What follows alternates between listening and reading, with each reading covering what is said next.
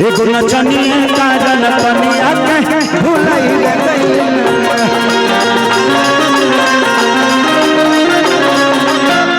Hello hello कम कम कम कम तू mobile लेके कहे नाचता तो हम खा लेता नहीं। हाँ का नाम होता है?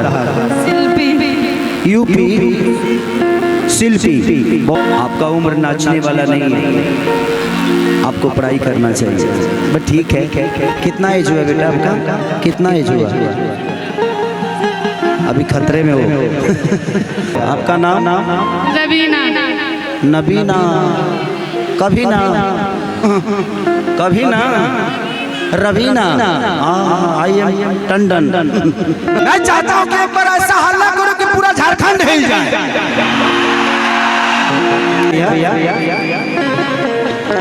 सबके सब 20 है, कोई 19 नहीं है।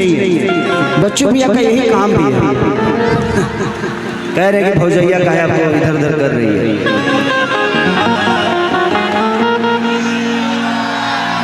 कि तू तो लोग लेके रहा तारा दोसरा के डेरा में। अब बच्चू भैया बर्बाद भइल बाड़ा नचनिया के फेरा।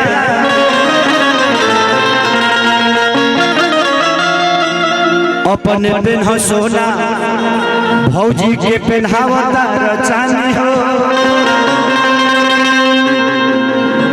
आहे मंच पर एगो खड़ा गाड़ी तोहरे दीवानी हो। इधर आओ। क्या नाम है आपका? पायल। पायल। ठीक है, एक नंबर, बढ़िया। हम कुछ ना बोलो, बोलबे ना करब। हम कुछ बोलो तनी फंस जाता नहीं, विवाद हो जाता है 1 मिनट में हमारा बोली से। हाई लोग निमन निमन लोग आइल बा यूट्यूब वाला लोग, हम कुछ बोलो तनी तो निमन का बतिया हटा देता लोग, आ कहीं उल्टा सीधा बोलो तनी तो आधा बतिया हटाओ में लगा देता लोग। व्यू के न मिली? निमन बात पता व्यू मिली ना, एहू लोग के पता बा। और बजा के न्यूज में चलो हमारे बुराई करत रहता। हमें बड़ा एको बाउर बात ना बोलो, तारा लोग के कंटेंट देवे ना करो, सब निमन बोलो प्रवचन टाइप के। हम अभी तुरंत 1 दिन पहले धीरेन्द्र शास्त्री बाबा के यहाँ कार्यक्रम कर गए बनी, आई एम संत हो गया। तो इसलिए हर की जहाँ पिया जवान हमर जराई रे गइला। मैं चाहता हूँ कि एक बार ऐसा हल्ला करो कि पूरा झारखंड हिल जाए। बहुत प्यारा। आपका नाम? रवीना। नबीना। कभी ना कभी ना रवीना। I am Tandon. 1 2 1 2 3 4।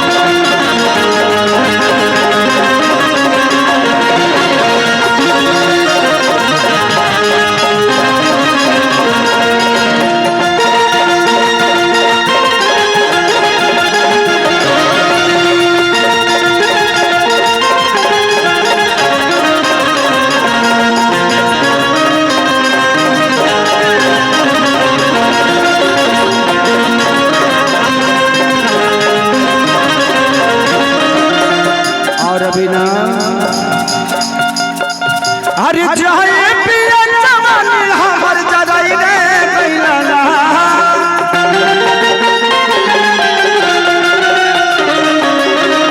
अरे चाहे पिया जवान हमर जराई रे गइला ना। ध्यान दो, एगो नचनिए करा। अच्छा अच्छा, कनिया तू ही हो? आपन वाला के ओ माय डॉग कि एगो नचनिए कारा, एगो नचनिए कारा न कनिया के भुलाई गई।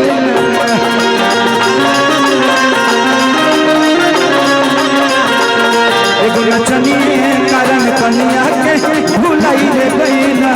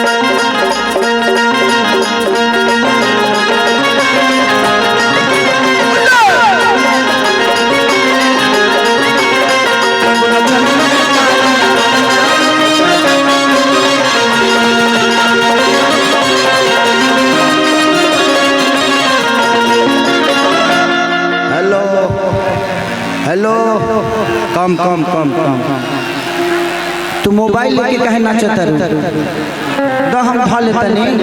हाँ बाद में हमरा से ले लिए प्रोग्राम खत्म हो जाए हम चल जाए तो हमरा से ले लिए। का नाम होता है? शिल्पी। यूपी शिल्पी बहुत प्यारा नाम है। हम कहें कि यूपी नाम हो के तो हम बिहार के लोग वहीं कहाँ रही हरे बॉर्डर पर मिलन हो रही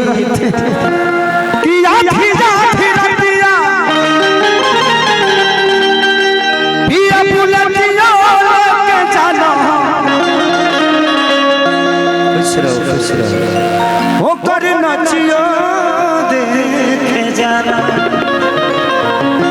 कि नाच के नशा में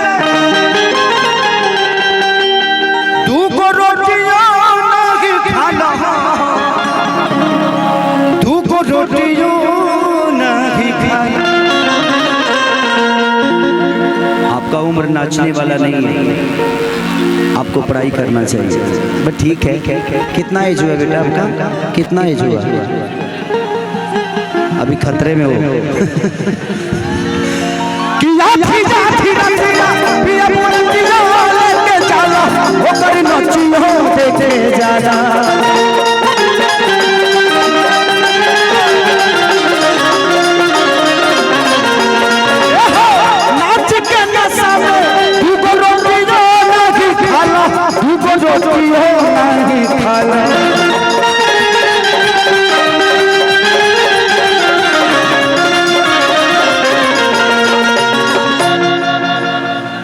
अरे की जाए पिया कमाई तुलही उड़ाई रे मैना।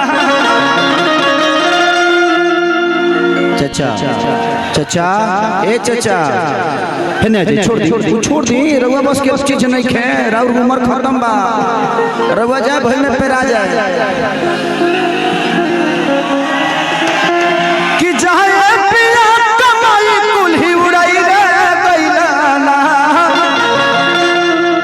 मैं यूट्यूब वालों भाई से भी कह रहा हूँ कि इस बात को जरूर छाप दीजिएगा कि मेरा कार्यक्रम कहीं भी कोई भी कराए, एक तो कंपनी है भोजपुरी सेलिब्रिटी मैनेजमेंट, उसी के द्वारा होता है कार्यक्रम, लेकिन प्लीज आप लोग कुर्सी मत रखें मेरे कार्यक्रम में, कुर्सी ना रखें, नहीं तो कुर्सी नहीं रह जाता है, फिर से वो फैक्ट्री में जाने लायक हो जाता है, दोबारा बैठने के लायक नहीं रहता। तो अरे